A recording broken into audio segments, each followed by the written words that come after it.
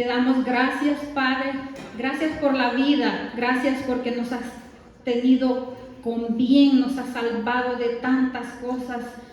Gracias, Padre, porque a ti, Señor, solamente a ti te debemos lo que somos. Te debemos la vida, te debemos cada instante donde nos apartas de tantas dificultades, de tantos problemas que el mundo alrededor también sufre, Señor. Pero sabemos, Señor, que contigo aquí estamos confiados porque sabemos que tú eres el único Señor, dueño de todo nuestro ser, y por eso a ti sea el honor y la gloria.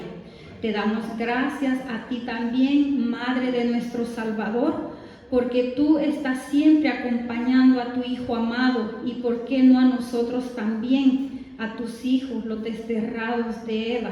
Aquí, Madre Santísima, también nos ponemos nosotros ante tu presencia para que junto a tu Hijo amado podamos gozarnos y que las alabanzas, glorias y todas las gracias que escuches de cada uno de tus hijos lleguen hasta el cielo. Así sea. Amén. Amén. Bueno, a darle gracias al Señor, ¿verdad? También con la alabanza, porque el que alaba y adora al Señor con la canción, le alaba doblemente. Y el que no pueda, pues con solo que con sus manos también, ¿verdad? Puede alabarle.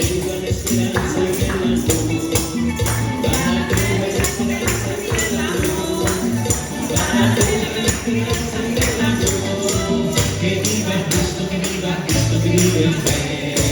Viva la fe, la esperanza y el amor. Viva la fe, la esperanza y el amor. Viva la fe, la esperanza y el amor. Que viva Cristo, que viva Cristo, que vive el Rey. Que viva Cristo, que viva Cristo, que viva Cristo, que viva el Rey. Que viva Cristo, que viva Cristo, que viva Cristo, que viva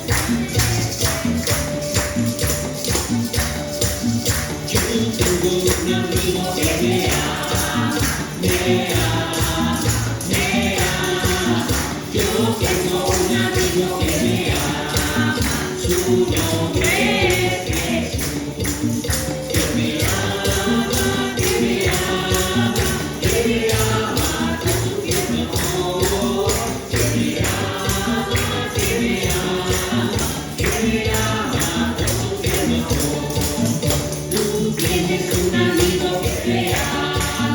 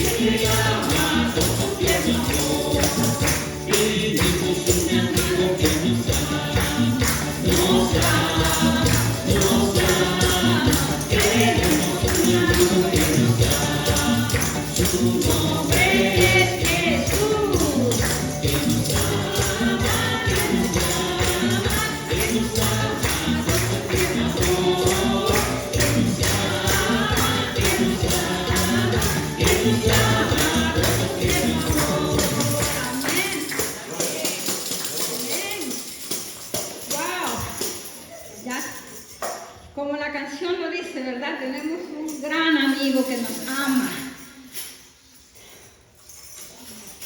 Bueno, esta es una noche muy especial, como todas, ¿verdad? Pero especialmente porque el Señor nos regala.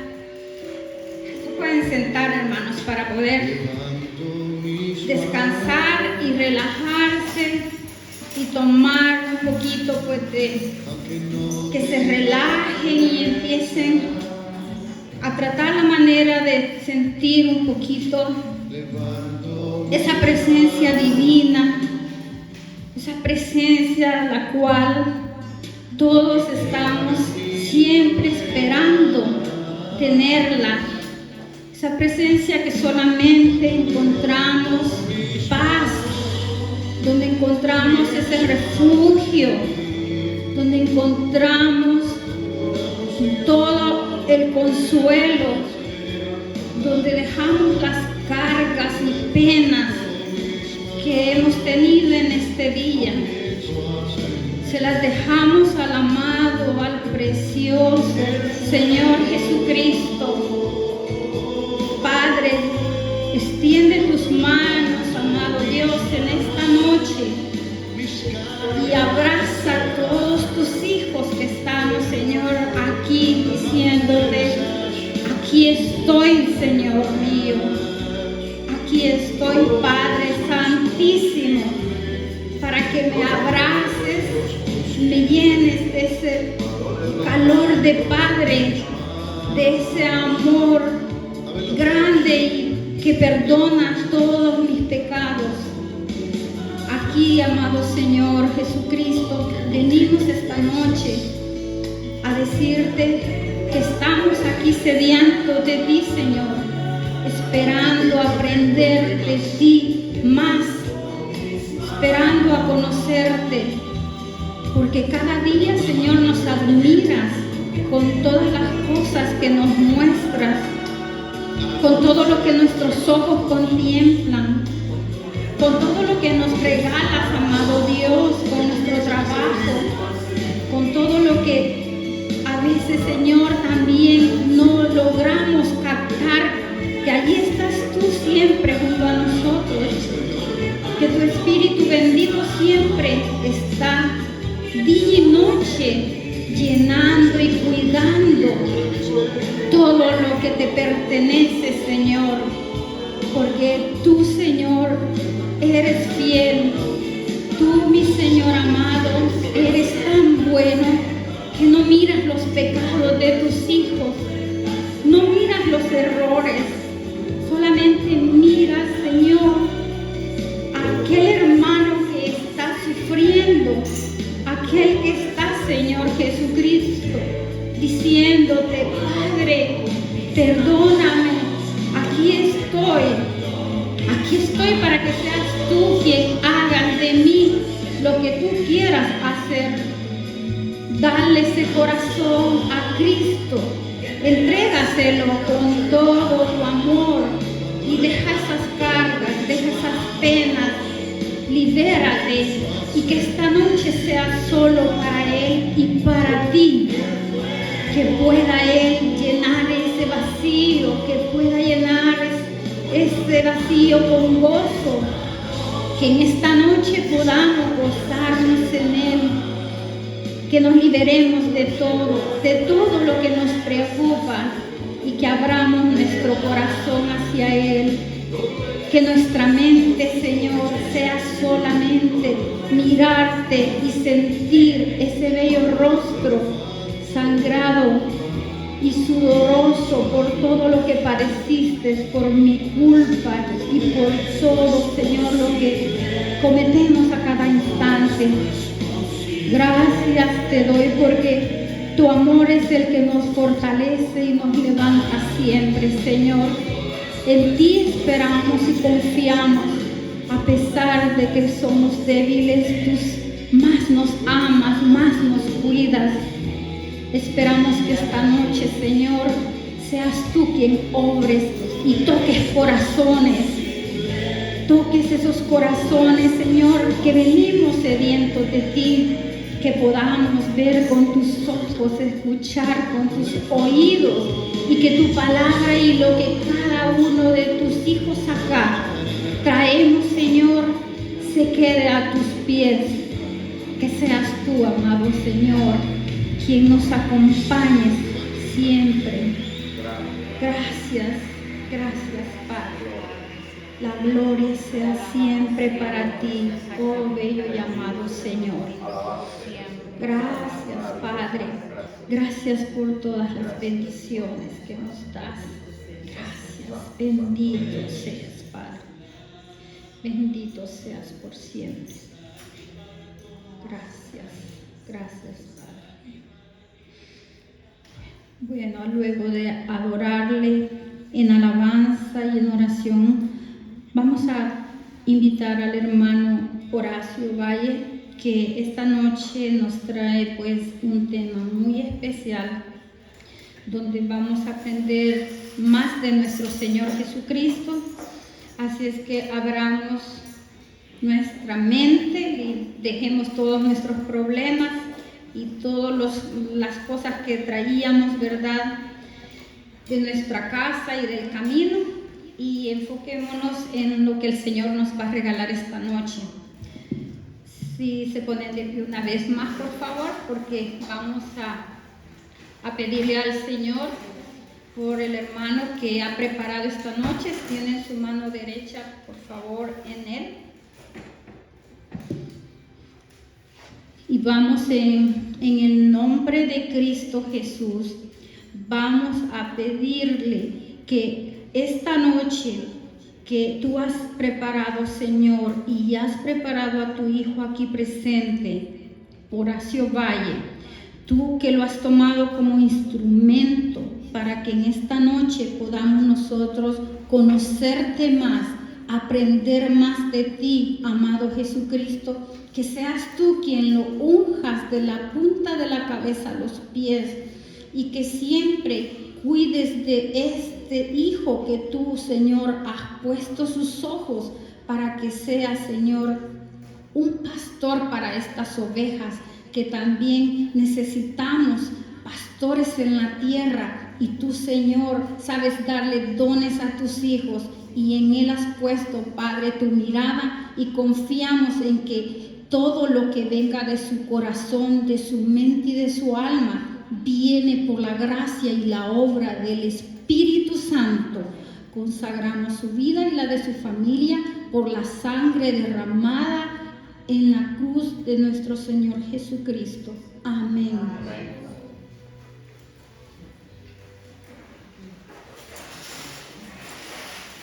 Muchas gracias y buenas noches. Vamos a comenzar esta reunión en el nombre del Padre, del Hijo, del Espíritu Santo. Amén. Bueno, para aquellos que tuvimos la oportunidad de estar aquí hace como un mes casi, comenzamos a tocar los temas, empezamos una serie de temas que son los sacramentos. Y en la última clase comenzamos el sacramento. A ver, ¿quién se recuerda? ¿Qué sacramento comenzamos? El sacramento de la confesión.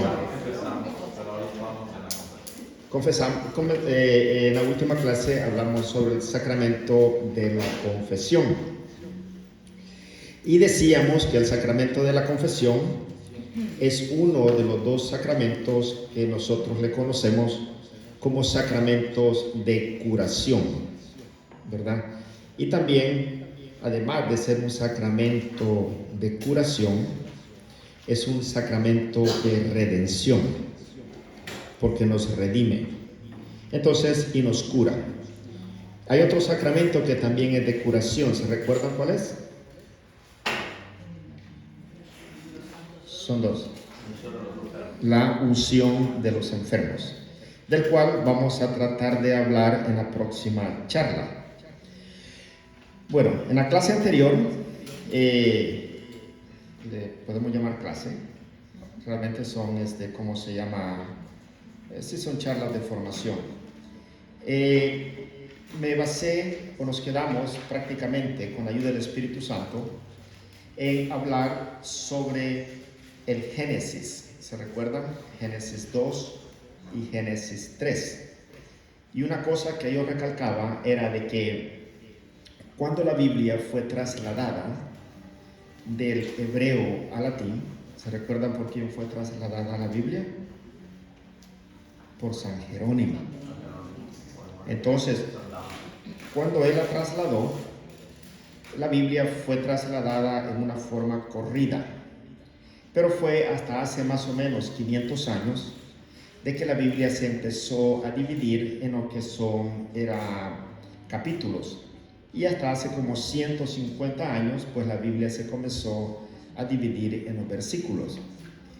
Uno de los, lo cual nos hace poder leer las escrituras en una forma más fácil, pero muchas veces se pierde el contexto, porque hay muchas veces nosotros nos quedamos, por ejemplo, capítulo 5, versículo, por decirlo, digamos, al 18.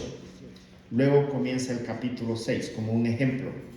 Pero realmente el contenido va corriendo. O sea, no es que ahí termina esa parte del mensaje que Dios nos está dando y ya comienza un nuevo en otro capítulo, sino que va recorrido.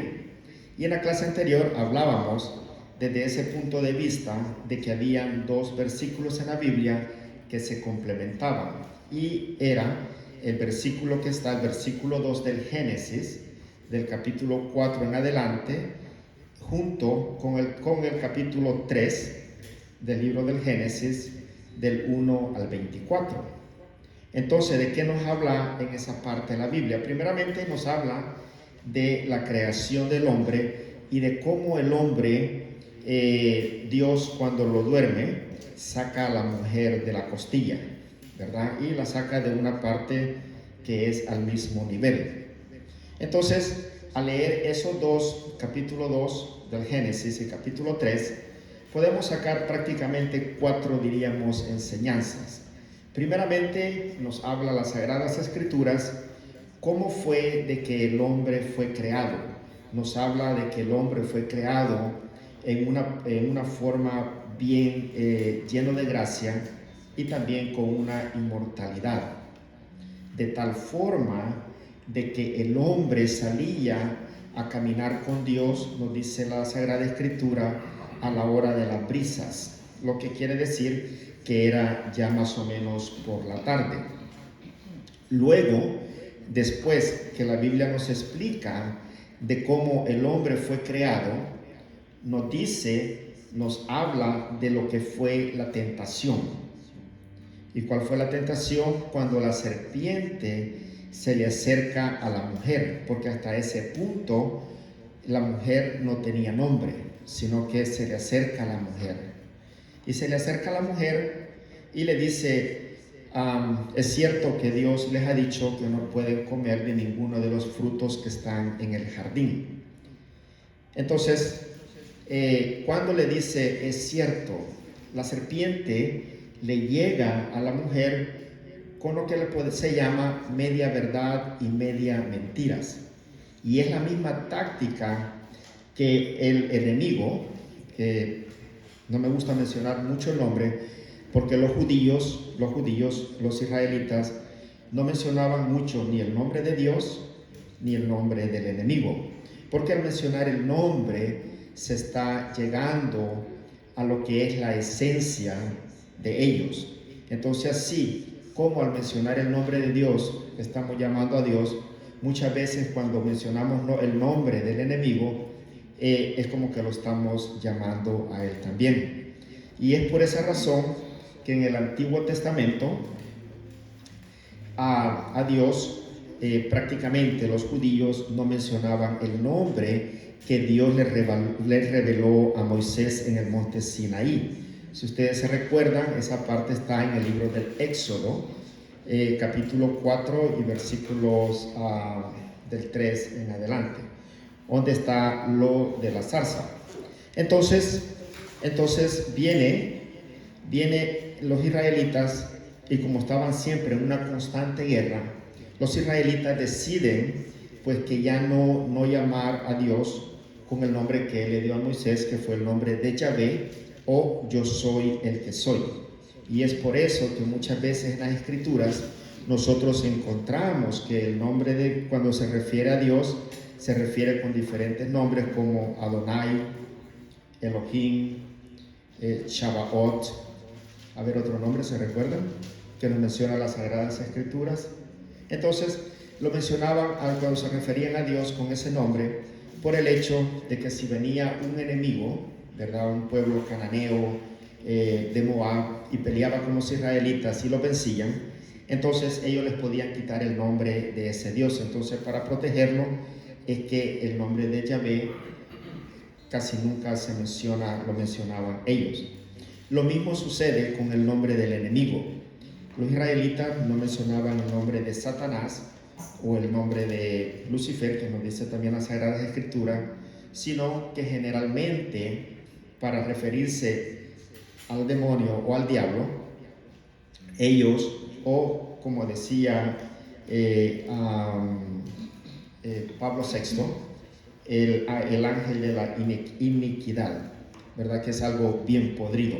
Entonces, para referirse a él, casi siempre el pueblo de Israel le ponía un nombre de un rey que había sido un enemigo bien grande de Israel. Y es por eso que muchas veces ustedes van a ver que cuando se refiere al enemigo, usa el nombre de un rey que fue un gran enemigo de Israel, porque los atacaba, los destruía. Entonces, la segunda parte de la que estudiábamos la vez pasada era, primero decíamos que era en el estado de inocencia que el hombre fue creado, ¿verdad? Y el estado de inmortalidad, porque el hombre comía del árbol de la vida. Recuerdan que Dios le dijo que podía comer de todos los árboles, menos de ¿cuál árbol? Del bien y del mal. Dios le dio toda la creación al hombre, solamente se quería que se quedó con una cosa: tener el poder de decidir lo que era bueno y lo que era malo. Pero el hombre decidió no escuchar a Dios y decide escuchar a la criatura, que fue a ese ángel. Y también vimos cómo en las Sagradas Escrituras descubrimos que esa serpiente que está allí era Satanás. Luego de la caída del hombre, hay un versículo que es bien importante, y ese versículo es casi donde gira toda la Sagrada Escritura, y es Génesis 3:15. Ustedes lo van a escuchar constantemente. Ese versículo, Génesis 3:15, se conoce como el protoevangelio, o se conoce como la profecía indirecta. ¿Por qué se conoce de esa forma? Porque allí Dios le está diciendo a la serpiente qué castigo va a tener, pero es Adán y Eva los que están cerca y lo están escuchando. Se llama protoevangelio porque es la primera anunciación de la buena nueva. Entonces Dios le dice de que va a poner enemistad entre la mujer y la serpiente.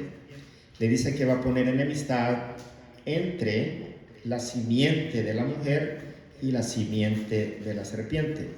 Va a poner enemistad prácticamente entre los descendientes de la mujer y los descendientes de la serpiente. De tal forma, hasta allí se conoce a esa creación que es como la mujer. Y les explicaba el por qué es que muchas veces los hermanos no católicos dicen de que Jesús, al referirse a María, decía de que Jesús la reprochaba.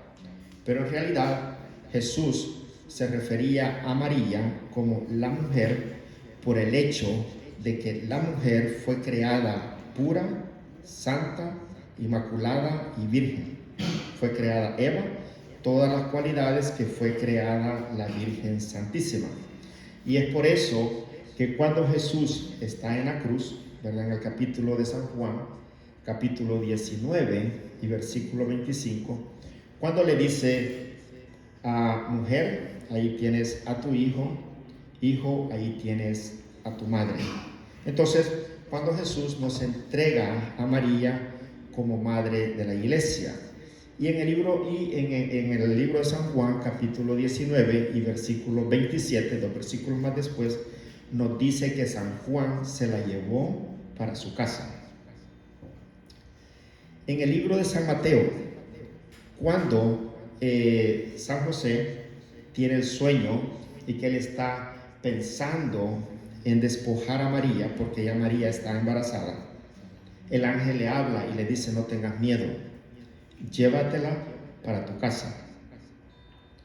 Y en el libro de Apocalipsis, capítulo 12 y versículo 13, tal vez ustedes lo vamos a leer ese, porque capítulo 12 y versículos 13 de Apocalipsis nos habla de que esta mujer,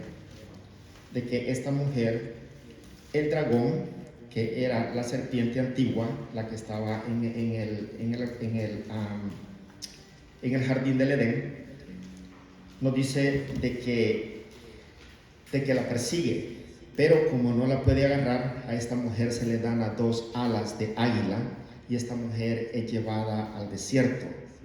El desierto en la Biblia, en este capítulo, se está refiriendo a la iglesia, y allí es donde la mujer va a estar por un tiempo.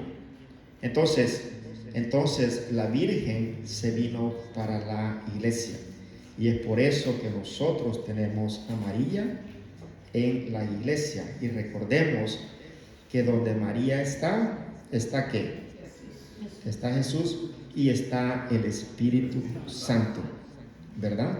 Porque recordemos aquel capítulo de San Juan, Lucas capítulo 1 y versículo 44, de cuando María va a visitar a su prima, ¿quién era? Santa Isabel, ¿verdad? ¿Y qué es lo que pasa en ese momento cuando el niño oye el saludo de la Virgen? San Juan dice que salta de alegría. ¿Por qué? Porque se llena del Espíritu Santo, ¿verdad? Entonces, donde está María, está el Espíritu Santo. Si nosotros tenemos a María en la iglesia, estamos 100% seguros que nosotros tenemos el Espíritu Santo con nosotros. Bueno, lo vamos a leer. Les estaba hablando del capítulo 12 del libro del Génesis. Y Génesis capítulo 12, y lo voy a leer desde en el capítulo 9. Nos habla lo voy a leer desde el versículo 9, capítulo 12, versículo 9. Dice: el dragón grande. Perdón, Apocalipsis. O sea, tengo que despertar de este humo de afuera. Dice Apocalipsis capítulo 12 y versículo 9. El dragón grande, la antigua serpiente, o sea, está hablando de la serpiente que nosotros vimos en el Génesis capítulo 3, conocida como el demonio o Satanás, fue expulsado. El seductor del mundo entero fue arrojado a la tierra y sus ángeles con él. Oí entonces una fuerte voz en el cielo que decía: por fin ha llegado la salvación, el poder y el reinado de nuestro Dios, y la soberanía de su ungido, pues echaron al acusador de nuestros hermanos, el que los acusaba día y noche ante nuestro Dios. Ellos lo vencieron con la sangre del Cordero, con su palabra y con su testimonio, pues hablaron sin tener miedo a la muerte. Por eso, alégrense cielos y los que habitan en ellos.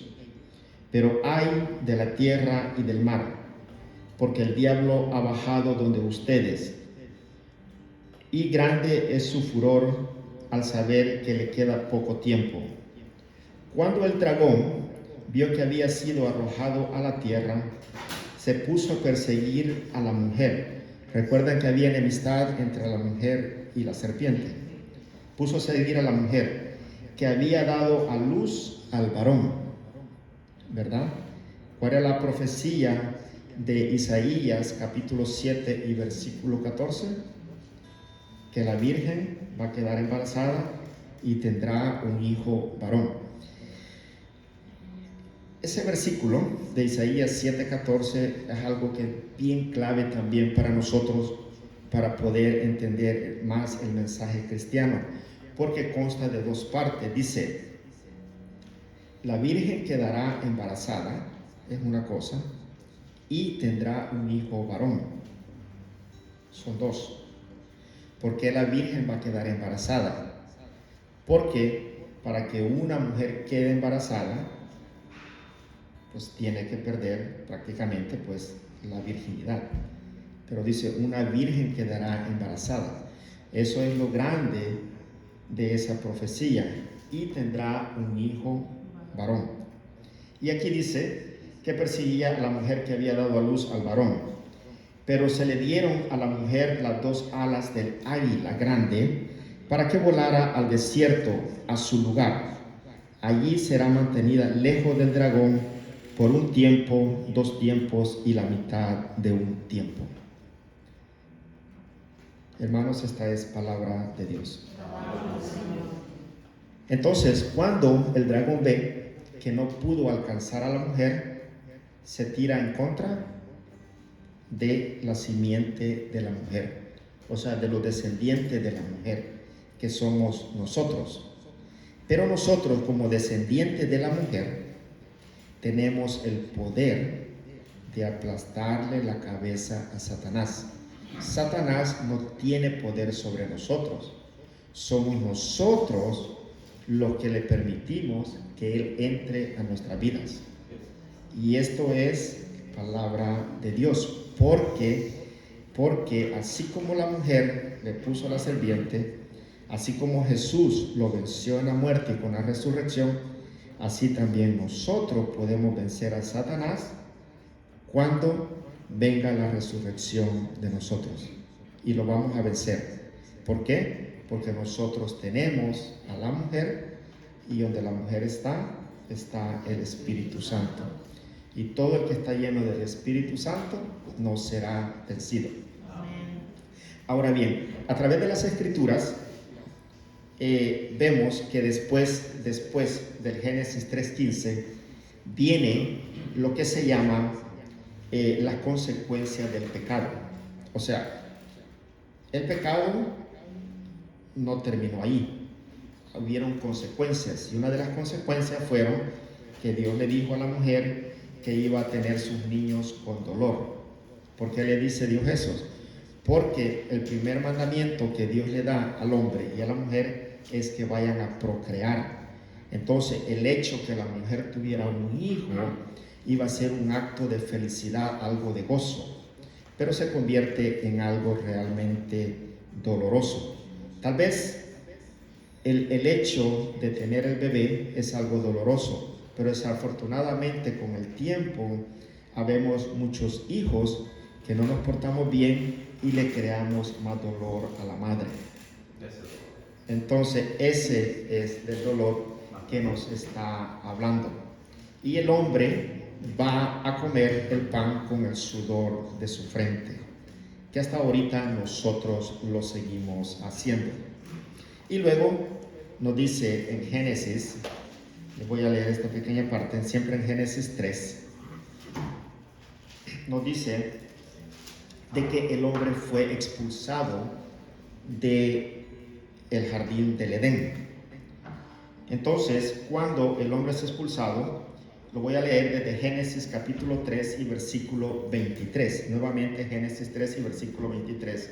Y dice: y así fue como Dios lo expulsó del jardín del Edén para que trabajara la tierra de la que había sido formado. Habiendo expulsado al hombre, puso querubines al oriente del jardín del Edén y también un remolino que disparaba rayos para guardar el camino hacia el árbol de la vida. Hermanos, esta es la palabra de Dios. Desde el libro de Génesis, nosotros no volvemos a encontrar el árbol de la vida hasta el libro de Apocalipsis. En Apocalipsis capítulo 22 y versículo 2 nos dice de que en la Nueva Jerusalén habrán árboles de la vida, los cuales van a dar fruto una vez, van a dar 12 frutos al año, una vez, un fruto por mes, del cual en el Edén nosotros lo perdimos porque Dios puso esos querubines para que el hombre no tuviera acceso al árbol de la vida. Pero en la Nueva Jerusalén, todos aquellos que triunfemos y lleguemos cuando sea la Nueva Jerusalén, vamos a tener acceso a ese árbol de la vida. Como ven, comenzamos que el hombre es puro, el hombre tiene esa gran amistad con Dios, pero la pierde. Pero tenemos un camino que recorrer para volver a comer ese árbol de la vida. Y nosotros lo podemos lograr y lo vamos a lograr si guardamos los mandamientos de Dios. Desafortunadamente, a través de la consecuencia del pecado, es de que el hombre se alejó de Dios, y es lo que siempre anunciaron los profetas en el Antiguo Testamento. Los profetas denunciaban dos cosas, que es donde viene todo pecado. Todo pecado, la raíz de todo pecado es generalmente, o podríamos decir, viene de la idolatría. ¿Por qué la idolatría? Porque la idolatría es quitar a Dios de su puesto de Dios y reemplazarlo por algo que no es Dios, o por alguien que no es Dios. Muchos hermanos que no son católicos piensan que el hecho que nosotros tenemos una imagen, somos idólatras. Pero si nosotros esta imagen pensamos que es Dios y quitamos a Dios de ese puesto y se lo damos a la imagen de la Virgen, nosotros estamos locos, porque eso sí es idolatría, ¿verdad? Esta es una imagen. Entonces, si nosotros quitamos a Dios de lo que es Dios y lo reemplazamos por algo, entonces eso sí es idolatría. Y nosotros lo podemos reemplazar por un hijo, por una esposa, por algo que le damos más importancia que Dios. Entonces, los profetas siempre denunciaban el pecado del pueblo de Israel. Era primeramente las imágenes, como nos dice en Éxodo 24. No te harás otras imágenes ni en el cielo ni en la tierra, ¿verdad? Solamente de Dios. Y la otra idolatría con la que los profetas siempre lucharon, y se sigue luchando hasta ahorita, es la manipulación de la palabra de Dios. Porque fue lo que hizo la serpiente. Es cierto que Dios les ha dicho, que fue lo que el demonio hizo con Jesús cuando estuvo en el desierto. Si eres el Hijo de Dios, haz esto. ¿Cuántas veces en nuestra vida nos han venido amistades, familiares que nos han dicho, si en verdad sos católico, puedes hacer esto? Si en verdad sos macho, échate este trago. Si en verdad sos esto. Esas son lo que se le llama medias verdades. Y si alguien viene con ustedes y le dice, ¿es cierto esto? O si es cierto, hace esto. Esas son medias verdades, y tengan por seguro que ese es el propio Satanás que los está tentando. Entonces hay que tener mucho cuidado de eso. Y a través de la misma historia de la Biblia, nosotros encontramos que Dios siempre nos está recordando el pecado. Pero hay algo en nosotros que nos atrae al pecado.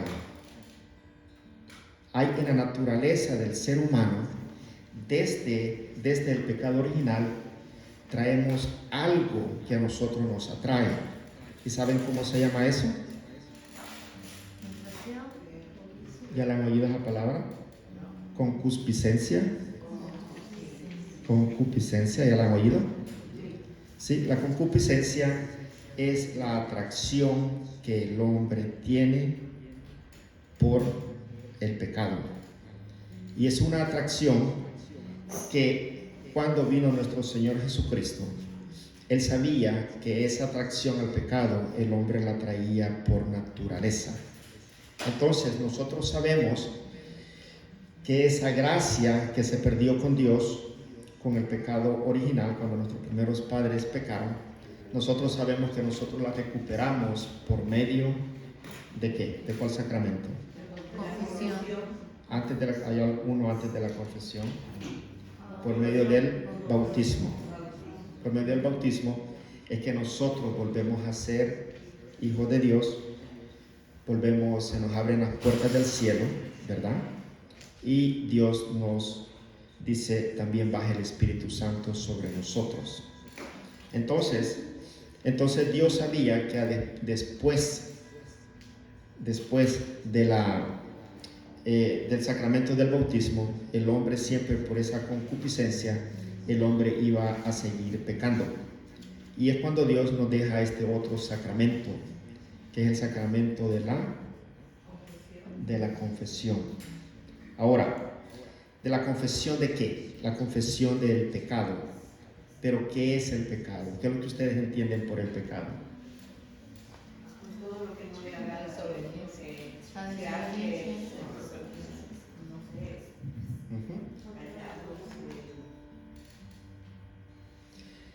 Bueno, yo en el pasado les he hablado de que nosotros los católicos utilizamos dos libros, la Sagrada Escritura, donde está la palabra de Dios, y también utilizamos el Catecismo de la Iglesia Católica. Algunos de ustedes creo que lo tienen, y si no sería bueno que lo consiguieran. He encontrado una tienda y aquel día compré como 6 o 7. La próxima vez, si quieren, lo puedo traer. Cuestan $16.53, parece, ya con taxes. Si alguno está interesado, puedo ver si los traigo. Entonces, en este libro nosotros encontramos una definición de cómo la Iglesia define qué es el pecado. Y lo encontramos en el en el numeral 1849, y se lo voy a leer. Dice: definición del pecado. El pecado es una falta contra la razón, la verdad, la conciencia recta.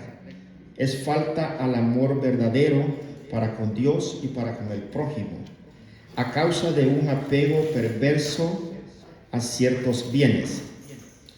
Hiere la naturaleza del hombre y atenta contra la solidaridad humana. Ha sido definido como una palabra, un acto, un deseo contrario a la ley de Dios. Así es como la Iglesia lo define. Y en el 1850 dice: el pecado es una ofensa a Dios, como lo dice el rey David en el Salmo número 51 y capítulo 6, versículo 6 dice: contra ti solo pequé, cometí la maldad que aborreces. El pecado se levanta contra el amor que Dios nos tiene y aparta de él nuestros corazones. Como el primer pecado es una desobediencia, una rebelión contra Dios por el deseo de hacerse como dioses, pretendiendo conocer y determinar el bien y el mal, como nos habla en el libro de Génesis. El pecado es así amor de sí hasta el desprecio de Dios. Por esta exaltación orgullosa de sí, el pecado es diametralmente opuesto a la obediencia de Jesús, que realiza la salvación. Vea, lo interesante para nosotros los humanos es de que nosotros sabemos que, como nos dice en el libro de Romanos capítulo 6 y versículo 23, la paga del pecado es... ¿Cuál es la paga del pecado? La muerte. Nosotros sabemos eso. También sabemos, por lo que nos dice el libro de Ezequiel, capítulo 18 y versículo 4, que todo toda alma que peque morirá. Nosotros sabemos que el pecado nos lleva a la muerte, pero vuelvo a la misma pregunta: ¿por qué es que nosotros continuamos haciendo el pecado? ¿Verdad? Porque muchas veces decimos porque somos humanos, pero nosotros estamos conscientes. El hombre no fue creado para pecar, el hombre fue creado para adorar a Dios. Recuerdan, la vez pasada hablábamos que el hombre fue creado el sexto día, el mismo día que fueron creados los animales. Pero el hombre no fue creado para el sexto día, sino que para el séptimo día. Es un día de bendición y un día cuando nosotros tenemos que dedicarle esa adoración a nuestro Señor Jesucristo, a nuestro Dios. En el libro de Santiago, capítulo 1 y versículos del 13 al 15, nos habla de lo que es la concupiscencia y nos habla de lo que es la atracción por ese deseo a seguir cometiendo pecados. Si ustedes tienen lugar, lo pueden leer, pero les voy a dar una lista basada en las Sagradas Escrituras de cuáles son una variedad de pecados que nos habla la Sagrada Escritura. Si tienen la Sagrada Escritura y me quieren acompañar, en la primera carta al libro de los Corintios, capítulo 6 y versículo del 9 en adelante, dice lo siguiente. Capítulo 6 del 9 en adelante nos dice así: ¿no saben acaso que los injustos no heredarán el reino de Dios? No se engañen, ni los que tienen relaciones sexuales prohibidas, ni los que adoran a los ídolos, ni los adúlteros, ni los homosexuales, y los comodones, ni los ladrones, ni los que no tienen nunca bastante, ni los borrachos, ni los chismosos, ni los que se aprovechan de los demás heredarán el reino de los cielos. Hermanos, esta es la palabra de Dios. San Pablo le dijo estas palabras a la comunidad de Corintio, pero también se la repitió a la comunidad de Gálatas. Y eso está en Gálatas capítulo 5 y versículo 18.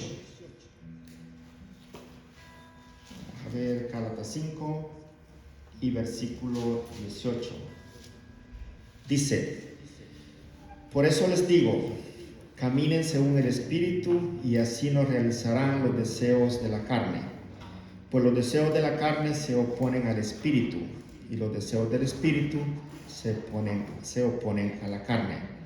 Los dos se contraponen, de suerte que ustedes no pueden obrar como quisieran, pero si se dejan guiar por el Espíritu, ya no están sometidos a la ley. Es fácil reconocer lo que proviene de la carne. Está en el versículo 19. ¿Y qué es lo que proviene de la carne?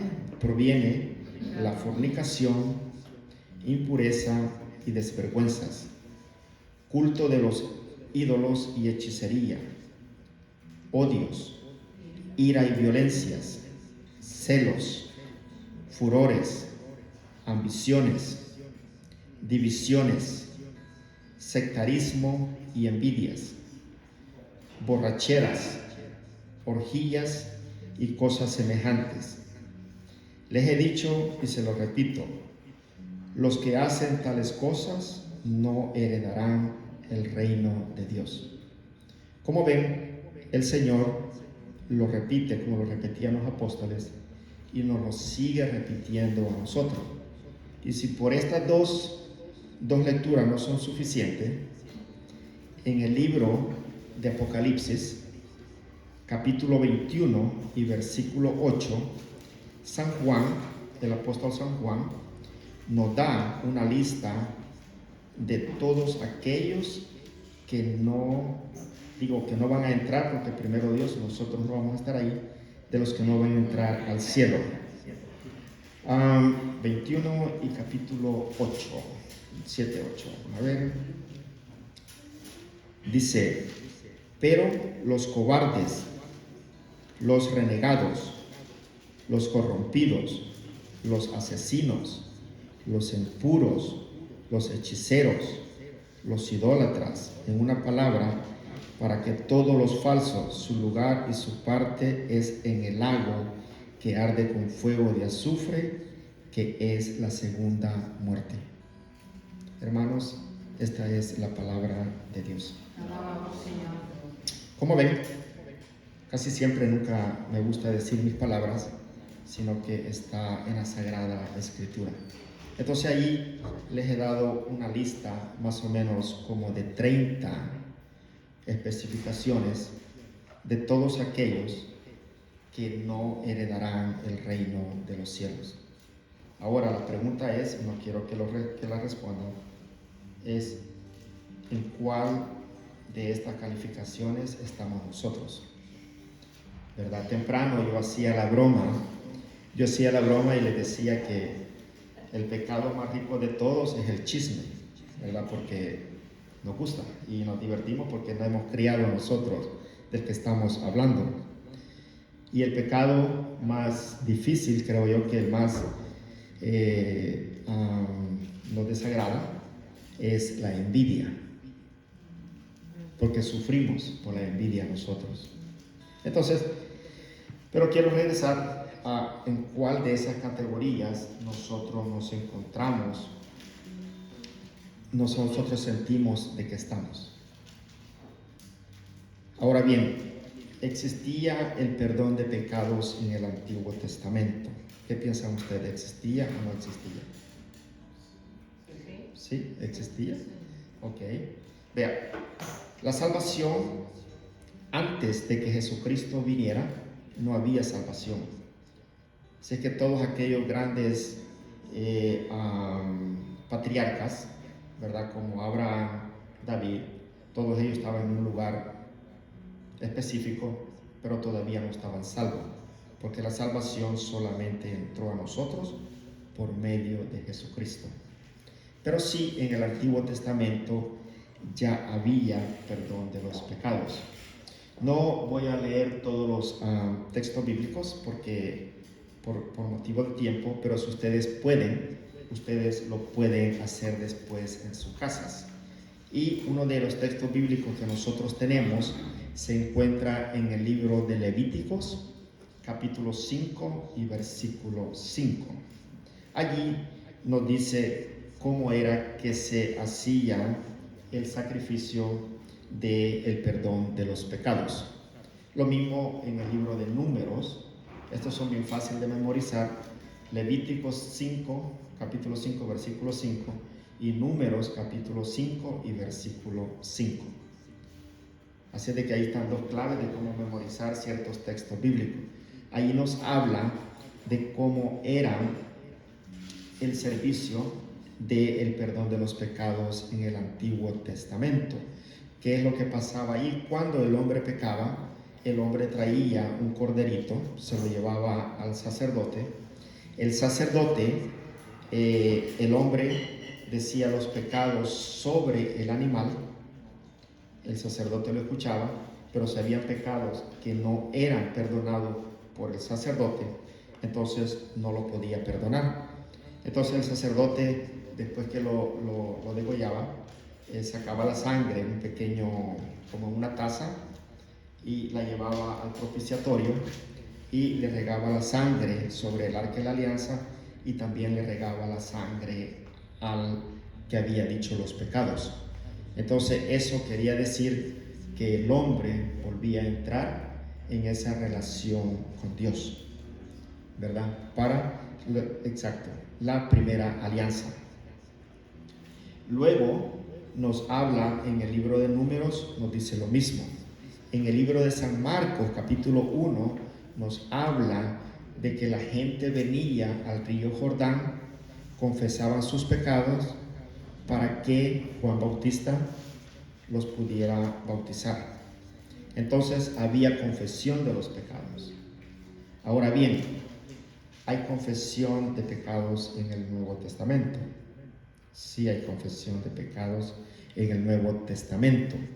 En el Antiguo Testamento, en la primera alianza, quien perdonaba los pecados era Dios por medio del sacerdote. Es por eso, y lo vamos a leer este texto bíblico, es por eso que ustedes se recuerdan en el libro de Mateo, capítulo 9, a Jesús le traen a un paralítico. Y cuando Jesús le dice de que le perdona los pecados, eso es una cosa de gran alarme para los judíos, porque el único que perdonaba pecados era Dios. Entonces, ¿cómo era posible que este carpintero iba a perdonar pecados? Mateo capítulo 9 y versículo 1 hasta el 8, lo voy a leer. Dice: Jesús volvió a la barca, cruzó de nuevo al lago y vino a su ciudad. Allí le llevaron a un paralítico. Cuando nosotros hablamos de paralítico, ¿ustedes qué se imaginan, verdad? Que es alguien que tiene una deficiencia física. Fíjense bien en esto. Allí le llevaron a un paralítico, tendido en una camilla. Al ver Jesús la fe de esos hombres, dijo al paralítico: ánimo, hijo, tus pecados quedan perdonados. Entonces, el sacramento es un sacramento de curación. El sacramento de la confesión es de curación tanto físico como espiritual, porque muchas de las enfermedades físicas que nosotros tenemos vienen de la enfermedad espiritual que nosotros tenemos, de ese alejamiento con Dios. En el versículo 3, algunos maestros de la ley pensaron: qué manera de burlarse de Dios, porque el único que perdonaba los pecados era Dios.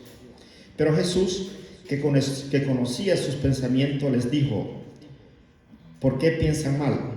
¿Qué es más fácil decir? ¿quedan perdonados tus pecados? O levántate y anda. Sepan pues que el Hijo del Hombre tiene autoridad en la tierra para perdonar pecados. Entonces dijo al paralítico: levántate, toma tu camilla y vete a casa. Y el paralítico se levantó y se fue a su casa. Hermanos, esta es la palabra de Dios. Alabamos, Señor. Entonces, aquí Jesús le llevan a este paralítico por cuestiones realmente físicas, pero Jesús le responde diciéndole: tus pecados te son perdonados. Entonces, hay autoridad en la nueva alianza, que en la que nosotros estamos, hay autoridad para perdonar los pecados.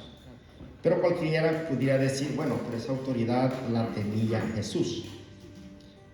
Pero ¿qué pasa después de que Jesús nos dice el libro de San Mateo, prácticamente los 4 evangelios, que Jesús, ¿qué fue lo primero que hizo? Escogió a 12 hombres, ¿verdad? A estos hombres Jesús les enseñó la doctrina, los instruyó. Después, en el capítulo 16 de San Mateo y versículo 18, Jesús le pregunta, desde el versículo 16, le pregunta a los apóstoles y le dice: ¿quién dice la gente que soy yo? Unos dicen que eres Elías, unos que eres Juan el Bautista. Jesús vuelve y le dice: pero ¿quién dicen ustedes que soy yo? Entonces viene Pedro y le dice: tú eres el Hijo de Dios. Y Jesús le dice: eso que has dicho no te viene de hombres, sino que viene de Dios. Y tú eres Pedro, y sobre esta piedra edificaré mi iglesia. Todo lo que ates en el cielo, en la tierra, será atado en el cielo. Lo que desates en la tierra será desatado en el cielo. Luego, en el mismo libro de San Mateo, capítulo 18 y versículo 18, Jesús se le aparece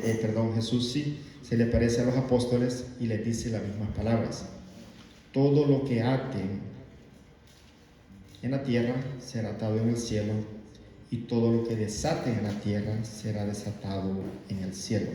Entonces está hablando de atar y desatar. Pero ¿Sí? ¿Qué quiere? Pero ¿qué es lo que significa todo lo que ate? ¿Qué es lo que ate? Lo que ata es lo siguiente. En el Antiguo Testamento había dos pecados que no podían ser perdonados por un sacerdote, que era el pecado del asesinato premeditado, intencional, y el adulterio, ¿verdad? Porque había una ley en el libro de Levítico que decía que el hombre que se metiera con la mujer de otro hombre, tanto el adúltero como la adúltera, tenían que ser apedreados. Y eso está en el libro de Levítico, capítulo 20 y versículo 10. Lo vamos a revisar porque quiero estar seguro. Bueno, yo sé que el Espíritu Santo nunca falla, pero no vaya a ser que un día me haga una broma y se desquite una conmigo. ¿Me repite Levítico? Levítico 20, capítulo 20 y versículo 10. Dice lo siguiente: el Levítico es un libro muy bello que ustedes lo pueden leer porque es donde está, es como un Levítico capítulo 20 y versículo 10. El Levítico es como un misal, diríamos, romano, que están todas las leyes que Dios le dio al pueblo. Entonces cuando ustedes lo leen es muy bonito. Vamos a ver, versículo 10 dice, sí, aquí está. Dice, si alguno, ¿quién lo tiene? Que lo pueda leer para que cambiemos de voz. ¿Puede leer? Si alguno comete adulterio con una mujer casada, con la mujer de su prójimo, morirán los dos, el adúltero y la mujer adúltera. Palabra de Dios. No, Señor. Es por eso que, si ustedes recuerdan en el Nuevo Testamento, cuando quieren probar a Jesús, solamente le llevan a la mujer adúltera, ¿verdad? Ahí mismo, ¿qué es lo que Jesús hace? Se hinca y dice que se pone a escribir en arena, y todo lo que lo habían llevado se empezaron a ir uno por uno, desde el más viejo hasta el más joven. Y Jesús le dice, ¿alguien te ha condenado? No, ni yo tampoco te condeno. Ahí también Jesús está perdonando los pecados. Entonces, porque como vemos en el libro de Levítico, existía esa ley que Dios había dado. Y es por eso que cuando a Jesús lo quieren probar, ¿verdad? Claro, siendo el Hijo de Dios y siendo Dios también, inteligentemente, pues, Él sabe que es una trampa la que le están poniendo. Entonces, en el Antiguo Testamento, desde el Antiguo Testamento, esos dos pecados no se podían perdonar. Tenían que morir. Esa persona tenía que morir a pedradas. O sea, porque como la palabra dice, la consecuencia del pecado es la muerte. Y ellos habían fallado a la ley de Dios, entonces lo que les tocaba era morir. En nuestro tiempo hay pecados que no pueden ser perdonados por un sacerdote regular. Hasta hace 2 años, hasta hace dos años más o menos, el derecho canónico de la Iglesia aprobó que el pecado del aborto ya es perdonado por un sacerdote regular. Anteriormente no lo podía perdonar un sacerdote regular, sino que un sacerdote que estaba aprobado en la comunidad por el obispo o el obispo. Hay pecados que solamente los puede perdonar el obispo y hay pecados que solamente los puede perdonar el Papa, ¿verdad? Y daba un ejemplo la última vez que el pecado, por ejemplo, que solo lo puede perdonar el Papa es el atentado de muerte contra el Papa. Si alguien viene y trata un complot o algo contra el Papa y quiere confesarse con un obispo o un sacerdote, no tiene la autoridad para perdonar ese pecado, solamente el Papa. Y eso es lo que sucedía en el Antiguo Testamento, de que habían pecados que un sacerdote regular no lo podía perdonar. Entonces, sí que me está dando duro con ese humo de afuera. Entonces Jesús le dice tanto en Mateo 16, 18 como en Mateo 18, 18 que todo lo que aten en la tierra será atado en el cielo y que lo que desaten en la tierra será desatado en el cielo. Pero hay un texto que es el texto más fuerte que nosotros tenemos, en el cual Jesús habla directamente del perdón de los pecados y está en el libro de San Juan, capítulo 20. Lo vamos a leer, San Juan, capítulo 20 y versículos del 20 en adelante. Este es otro texto. Muchas veces a mí me preguntan, ¿cómo hacer para memorizar tantos textos bíblicos? Lo que pasa es de que tengo el don, bueno, además de que Dios me ha regalado el don de memorizar, tengo el don de relacionar cosas. Por ejemplo, les explicaba dos textos bíblicos anteriormente, Levítico 5 y versículo 5, número 5 y versículo 5, donde nos habla de cómo que era el perdón de los pecados en el Antiguo Testamento. Ahora, cuando ustedes van a hacerse un examen de vista, ¿quiénes son los que tienen buena vista? ¿Cuáles dicen que tiene 20? 20. Ya saben, ahora ya tienen la relación. ¿A dónde se perdonaba? En el Antiguo Testamento y en el Nuevo Testamento. Juan 20. Acuérdense de cuando mira el examen de los ojos, ¿verdad? Y así sucesivamente, Dios me ha dado ese don que puedo hacer esas relaciones, ¿verdad? Ves con cumpleaños de una persona y a veces cuando me quedo pensando con qué lo relacioné, ya viene, ¿no?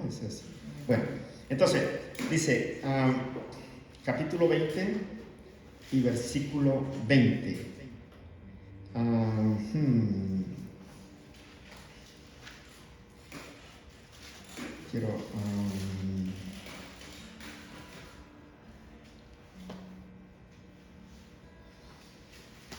Dice Juan 20, versículo 20, dice: ese mismo día, está hablando del día de la resurrección, ese mismo día, el primero después del sábado, ¿verdad? Porque sabemos, sábado el Señor fue a predicarle a los que estaban encarcelados, como nos dice en San Pedro.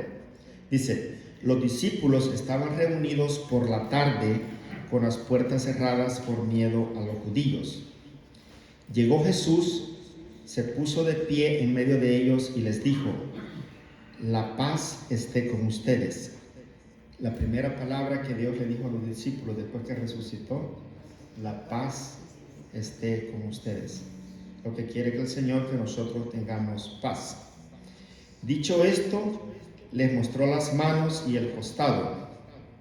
A ver, ¿quién sabe por qué fue que Jesús le enseñó las manos y el costado?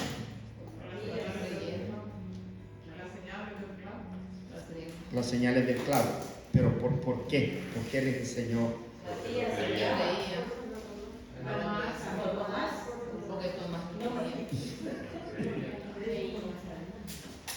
Vea, las escrituras son tan bellas, voy a poner esto aquí. Ahora ya entienden por qué me tardo mucho a veces cuando doy esta clase, porque me gusta explicar esto para que quede bien claro, y a veces son temas de que si los decimos, se explica muy rápido, se le pierde el sabor. Vea lo que dice Isaías capítulo 53. Se lo voy a leer. Vamos a ver.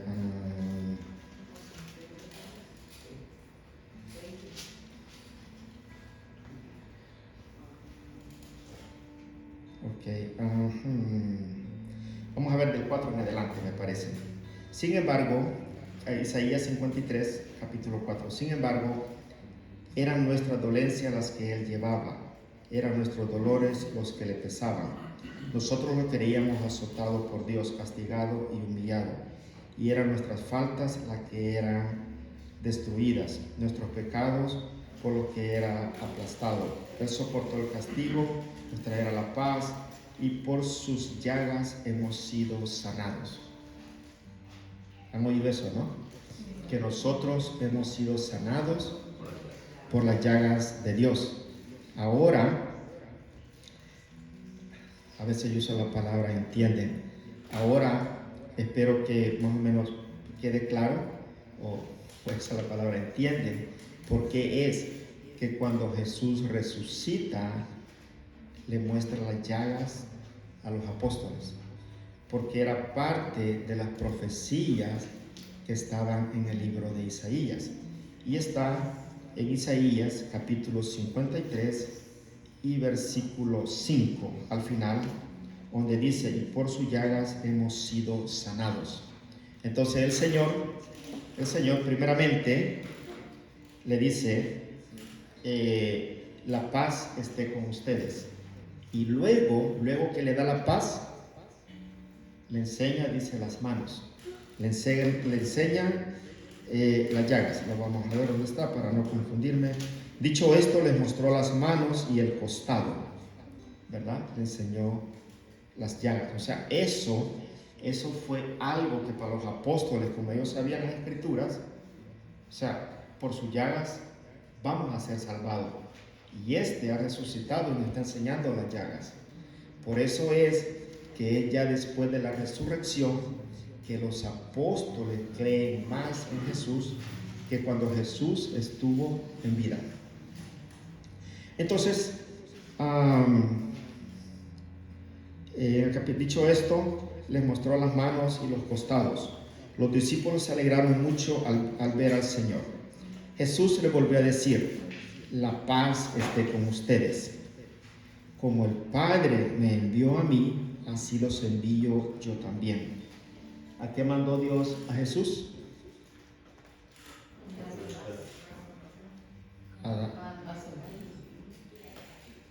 A salvarnos, a darnos la salvación, ¿verdad?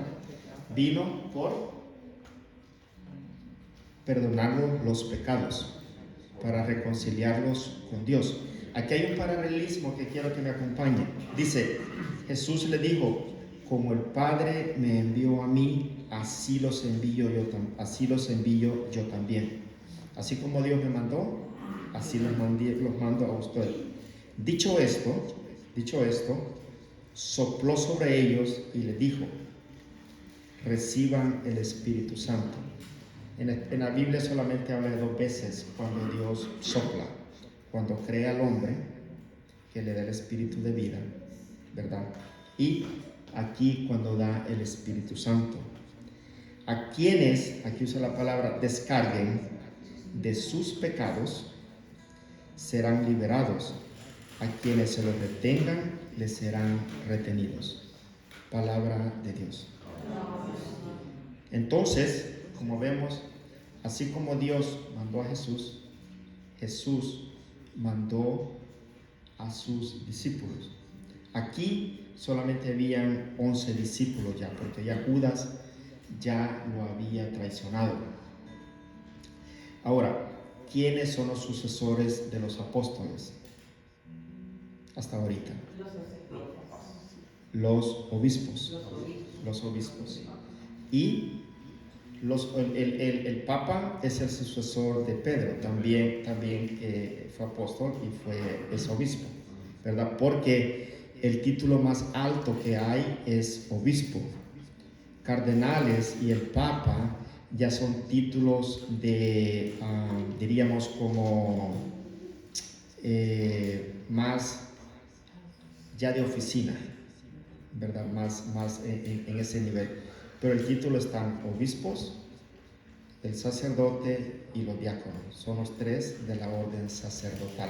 ¿Qué es un arzobispo? Arzobispo ya son títulos, ellos son obispos, pero ya es un nivel más alto que ya se encarga de los obispos. Se trata de regiones que tienen más cargos. El arzobispo tiene más espacios. Como ya se está muy bien, como Miller, Él es el arzobispo Miller. Y abajito de él está, por ejemplo, Monseñor Smith y los otros monseñores.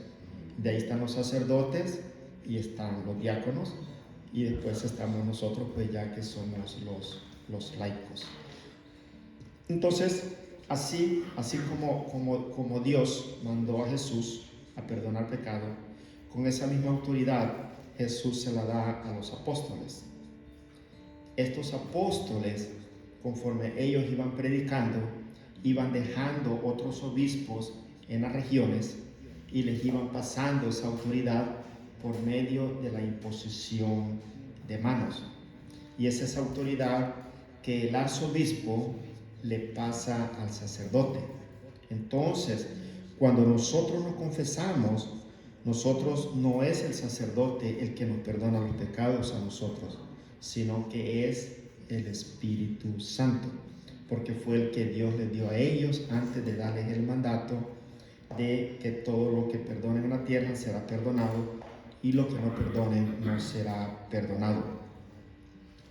Muestra de ello nosotros lo encontramos con San Pablo. San Pablo dice de que los apóstoles fueron los, usar la palabra,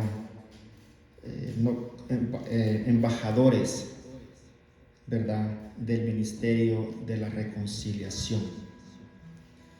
Entonces, ahora bien, ¿cómo la iglesia, aquí tomé unas notas de cómo la iglesia llama a este sacramento? Y aquí vamos a volver a usar el catecismo de la Iglesia Católica, y está en el numeral 1423. Como ven, nosotros 1423. La iglesia lo denomina de esta forma. Dice: se le denomina sacramento de conversión porque realiza sacramentalmente la llamada de Jesús a la conversión, la vuelta al Padre, del que el hombre se había alejado por el pecado. También la iglesia, lo llama, tiene 5 nombres diferentes. Lo llama el sacramento de conversión, le llama el sacramento de la penitencia, porque consagra un proceso personal y eclesial de conversión, de arrepentimiento y de reparación por parte del cristiano pecador. También se le llama el sacramento de la confesión. Ahí llevamos 3 nombres ya. ¿Por qué se le llama sacramento de la confesión? Porque la declaración o manifestación, la confesión de los pecados ante el sacerdote, es un elemento esencial de este sacramento. También se le llama el sacramento del perdón, porque la absolución sacramental del sacerdote, Dios concede al penitente el perdón y la paz. Y se le denomina el sacramento de la reconciliación, porque otorga al pecador el amor de Dios que reconcilia. Dejaos reconciliar con Dios. El que vive del amor misericordioso de Dios está pronto a responder a la llamada del Señor. Ve primero a reconciliarte con tu hermano. Eso está en Mateo capítulo 5 y versículo 24, cuando Dios le dice: si alguien viene al altar a hacer una ofrenda y se recuerda que tiene algo contra su hermano, primero vaya a reconciliarse con su hermano y que después venga al altar. Entonces, la iglesia lo llama a este sacramento, le da 5 títulos. Ahora bien, muchos hermanos que no son católicos dicen de que ellos se confiesan directamente con Dios. El problema que hay con eso, cuando usted se confiesa directamente con Dios, es cómo usted sabe que Dios lo ha escuchado y lo ha perdonado. No hay una forma, ¿verdad? Un caso claro fue el caso del rey David. Se recuerdan, el rey David, él vio, nos dice las Sagradas Escrituras en la segunda carta de Samuel, capítulo 12, segunda Samuel 12, y versículo del 13 en adelante, nos dice, ya casi del 7 en adelante, nos dice de que Samuel vio a aquella mujer hermosa que era Betsabé, que se estaba bañando en el techo, era la esposa de Urías, la manda a traer y bueno, pues se mete con ella, ¿verdad? Y luego aparece un profeta allí, un profeta que se llamaba, ¿se recuerdan cómo se llamaba el profeta? Natán, el profeta Natán. Aquí, rapidito, en la Biblia nosotros tenemos lo que se le llaman profetas canónicos y profetas no canónicos. Canónicos porque son profetas que tenemos libros de ellos, y no canónicos porque no hay ningún libro de ellos. Por ejemplo, del profeta Natán no tenemos ningún libro. Del profeta Elías no tenemos libro. Del profeta Eliseo no tenemos libros. Esos son los profetas no canónicos. Hay como un pequeño comercial. Entonces llega Natán y le dice a David de que por qué ha cometido ese pecado. Y ahí es cuando el rey David escribe el Salmo número 51, que es el pecado, que es el salmo de un pecador arrepentido. Contra ti yo solo pequé, en el pecado me concibió mi madre, no aparte de mí tu espíritu, renuévame de un espíritu nuevo. Tal vez se recuerdan de ese salmo. Entonces ese es el salmo que se le llama el salmo del pecador arrepentido, y es el que escribe el rey David. Entonces el profeta Natán le dice, Dios te ha perdonado, lo ha perdonado a David, pero la consecuencia del pecado es que ese hijo va a morir. Entonces todo pecado tiene una consecuencia, pero David está seguro de que Dios le escuchó, de que Dios lo perdonó por medio del profeta Natán. Cuando nosotros nos confesamos con un sacerdote, nosotros tenemos la certeza que el sacerdote nos ha confesado. ¿Por qué? Por las palabras del sacerdote. Tenemos la certeza que Dios nos ha perdonado por las palabras del sacerdote, así como en el profeta Natán. Ahora bien, ¿cuál es la fórmula que usa el sacerdote para perdonar los pecados? Eso también está en el libro del Catecismo de la Iglesia Católica, en el numeral 1449. Ya por aquí voy a ir terminando. 1449. Y él dice, el 1449, la fórmula de absolución en uso en la Iglesia Latina expresa el elemento esencial de este sacramento. El Padre de la Misericordia es la fuente de todo perdón. Realiza la reconciliación de los pecadores por la Pascua de su Hijo y el don de su Espíritu a través de la oración y el misterio de la Iglesia.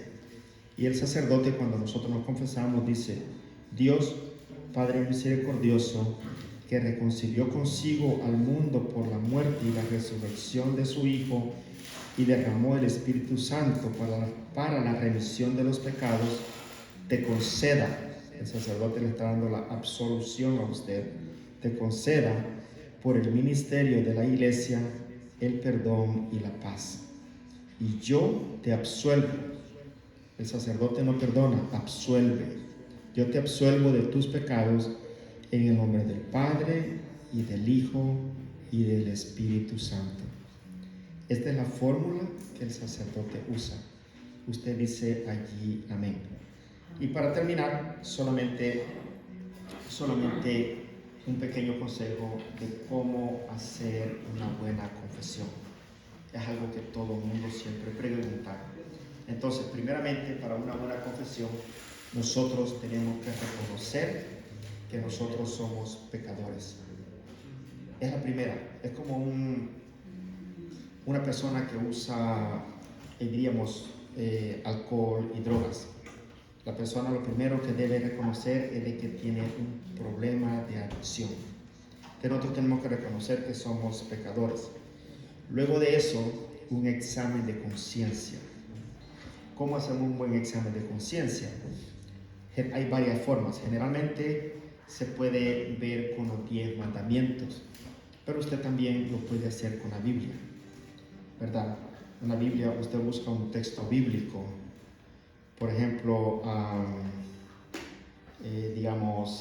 se puede ir al libro de Mateo, capítulo 5, donde están las bienaventuranzas, y ver si realmente nosotros estamos cumpliendo esas buenaventuranzas. Luego, tiene que haber un dolor de haber pecado, tiene que ser algo sincero, porque muchas veces hay lo que se le llama, nosotros le llamamos un corazón contrito perfecto y un corazón contrito imperfecto. No sé si conocen la diferencia entre la contrición perfecta y la contrición imperfecta. La contrición perfecta es aquella cuando usted se arrepiente por la gracia y la misericordia de Dios. O sea, usted se está arrepintiendo porque usted ha ofendido a un Dios bueno y a un Dios bondadoso. Y la contrición imperfecta es aquella que usted se está arrepintiendo por un temor a Dios. No sé si ven la diferencia. Vea, el castigo, un castigo, si llamamos un castigo, podemos llamarle, puede venir de la misma mano de un papá. El castigo, el papá le puede pegar al hijo con cólera, pero cuando lo corrige puede ser la misma mano, pero es más compasiva. Entonces, cuando nosotros nos arrepentimos, un arrepentimiento sincero, contrito, es aquel porque hemos ofendido al Ser Supremo, no por un temor, porque Dios es un Dios lleno de misericordia. Y la ira y la cólera de Dios es el alejamiento del pecado, pero nosotros somos los que nos hemos alejado. Entonces, por eso se habla de una contrición perfecta y una contrición imperfecta. Y también usted debe de tener el propósito de enmienda. El propósito de enmienda es que si usted es posible, después que usted se ha confesado, usted puede corregir ese pecado que usted hizo con el hermano, pues es bienvenido, ¿verdad? Porque es de lo mejor que pueda pasar, y también cumplir la penitencia que le dé el sacerdote. Desafortunadamente, los sacerdotes de nuestros días dan unas penitencias que ni deberían de ser penitencia.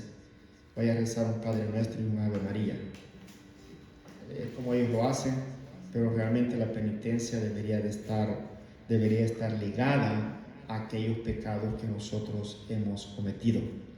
En la antigüedad no daban la absolución a un pecador hasta después 6 meses, hasta que había realmente arrepentido de todo corazón.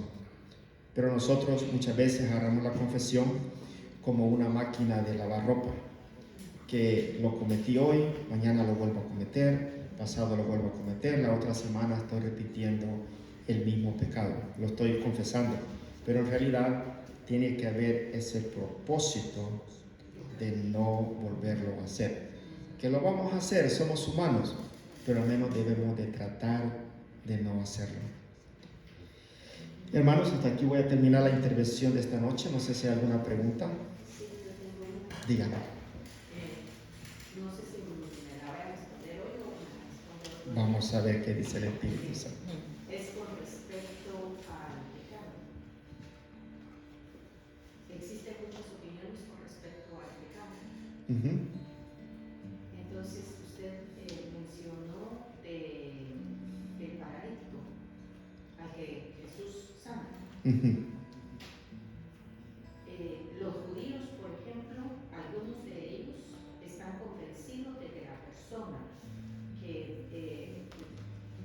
tiene un defecto físico es porque es pecador y por eso es eso.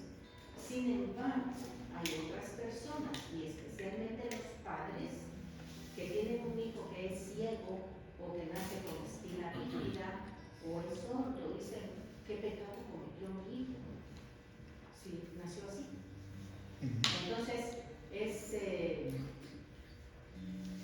no sé, Vean. ¿qué es pecado? Ahora, lo que yo no sé si esto va a causar alarma No. o qué, pero la Iglesia Católica, nosotros los cristianos somos los únicos que no creemos en la reencarnación.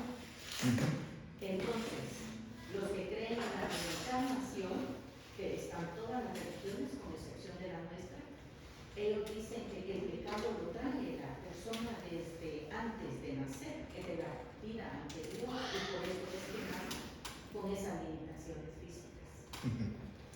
Vea, en el Antiguo Testamento, en el libro de Ezequiel, capítulo 18, las personas tenían un proverbio y se lo voy a leer y no está bien. Vea, cualquier pregunta que nosotros tengamos es bueno que la aclaremos porque es bueno aclararla en casa y no aparte. ¿Dónde está Ezequiel? Aquí está. Ezequiel capítulo 18. Ezequiel capítulo 18. Aquí Ezequiel dice lo siguiente: porque el pecado es individual.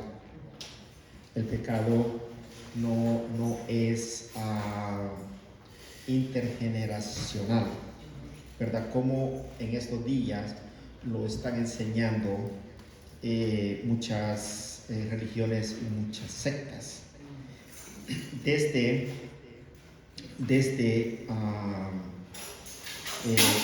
diríamos el pluralismo, ¿verdad? Entonces, pero aquí en el libro 18, Ezequiel capítulo 18 dice lo siguiente: me fue dirigida esta palabra de Yahvé. ¿Por qué al hablar de Israel repiten este proverbio? O sea que el pueblo de Israel repetía este proverbio y decía: los padres comieron uvas verdes y los hijos tienen dentera, a los hijos les temblaron los dientes. O sea, los papás cometieron el pecado, pero los hijos los siguen sufriendo. Dice: yo juro, dice Yahvé, que ese proverbio no tendrá más valor en Israel. O sea que por medio del profeta Ezequiel, Dios está diciendo que ese proverbio tiene que ser totalmente eliminado, porque todas las vidas me pertenecen, tanto la vida del hijo como la del padre, y el que peca, ese morirá. Pero en el versículo 19 y 20 del mismo capítulo 18 nos dice lo siguiente: ustedes me preguntan, ¿por qué el hijo no carga con los pecados de su padre? Pero si el hijo se comportó conforme al derecho y a la justicia, observó todos mis mandamientos y los puso en práctica, debe pues vivir. O sea, Dios está haciendo la separación entre el pecado del padre y el pecado de los hijos. Quien debe morir es el que peca. El hijo no carga con el pecado del padre y el padre no carga con el pecado del hijo. El mérito del justo le corresponderá solo a él y la maldad del malo solo a él. O sea, que el pecado es individual. Y en la clase anterior yo explicaba que para Dios no existe la terminología de nietos. Para Dios todos somos hijos. Yo soy hijo de Dios, Mi hijo es hijo de Dios, los hijos de mi hijo son hijos de Dios. O sea, mis hijos, los hijos de mis hijos no son nietos para Dios, son hijos, porque cada alma le pertenece a Dios. Pero hizo otra pregunta, ¿cuál fue la segunda? ¿Fue esa? Creo que tenemos unos 2 minutos todavía. ¿Por qué los ciegos? ¿Por qué habían nacido ciegos? Sí. Porque, vea, hay una diferencia y esto viene relacionado a esto. Porque esto del pecado intergeneracional es una doctrina que nació a mediados del siglo pasado. Y quien la comenzó fue un japonés anglicano y empezó a hacer curaciones. Y ahorita hay un montón de sacerdotes y hay varios grupos en la iglesia que la están aceptando. Pero, ni el Papa ni el magisterio de la iglesia aceptan esa doctrina.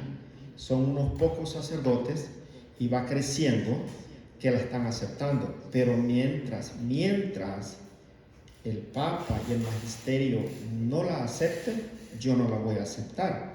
Y le voy a decir lo siguiente. Vea en el libro de Gálatas, capítulo 1 y versículo 9, se lo voy a leer rapidito, qué es lo que San Pablo le dice a los Gálatas con referente a aquellas personas que vienen a enseñar una doctrina diferente a la que nuestro Señor Jesucristo enseñó. Y se lo voy a leer desde el 8. Nuevamente Gálatas, capítulo 1 y versículo 8. Y dice, pero aunque nosotros mismos, vea, oiga esto, pero aunque nosotros mismos o un ángel del cielo viniese a evangelizarlos en forma diversa a como lo hemos hecho nosotros, yo les digo, fuera con él. Se lo dijimos antes y de nuevo se lo repito. Si alguno viene con un evangelio que no es el que ustedes recibieron, maldito sea, anatema. Entonces, cualquier doctrina, no importa que sea un cura, sea un teólogo, sea un obispo, porque recuérdese que en el libro de Apocalipsis, capítulo 12 y versículo 9 nos dice que, lo vimos temprano, ese dragón que es la serpiente antigua fue echada a la tierra con 1/3 de las estrellas del cielo. ¿Cuáles son las estrellas del cielo? Los ángeles. Y aquí sabemos de que hay un montón de demonios, hay un montón de ángeles que vienen a usted. Claro, si el demonio viene como lo pintan, con cuerno rojo, cola y una Biblia en la mano, usted no lo va a aceptar. Pero si le viene una señora vestidita, un señor con saquito y todo, y lo ve bien bonito, usted lo acepta. Pero ¿qué le dice San Pablo a los Gálatas? Aunque un ángel baje del cielo y les enseñe una doctrina diferente a la que nosotros les hemos enseñado, échenlo afuera, maldito, es un anatema. Y es palabra de Dios. Entonces, mientras el Papa y el magisterio de la iglesia no aprueben una doctrina, no la acepten, porque son una doctrina que nos están llevando al mal. Ustedes han oído hablar del anticristo. El anticristo va a ser una persona que va a saber controlar todo el mundo. El anticristo no va a venir ni un católico, ni un judío, ni un islámico. Va a ser una persona totalmente aparte, y es donde vienen estas nuevas doctrinas. Ahorita, ¿qué es lo que se está promoviendo? Que Dios no existe. Existe una fuerza que todos la tenemos, una fuerza interior. Entonces, el concepto de Dios, que decían ahorita que hemos entrado a la época del Acuario. ¿Por qué? Porque por 2000 años funcionó la época del Piscis. Entonces hoy ya entramos a la época del Acuario, va a haber un cambio. Entonces están diciendo que Jesucristo, la doctrina cristiana, solamente iba a durar 2000 años y después va a desaparecer. ese va a ser el anticristo, el que logre reunir tanto la política con la religión. Y no va a ser porque si fuera un católico, ¿cómo los evangélicos lo van a seguir? O un musulmán. No, es un musulmán, yo no lo voy a seguir. Usted tiene que ser alguien, tiene que ser una fuerza que va a lograr controlar el mundo. Entonces, por eso que San Pablo nos da ese consejo. Tenemos que ser fieles a nuestro. Fieles, porque Dios es fiel. Espero le haya podido contestar la respuesta. Gracias, hermana. Buenas noches y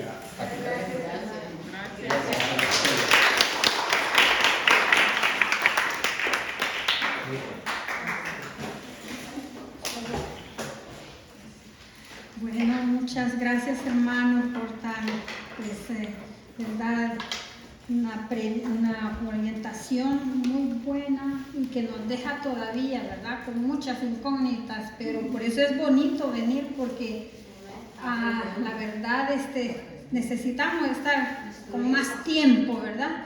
Y aquí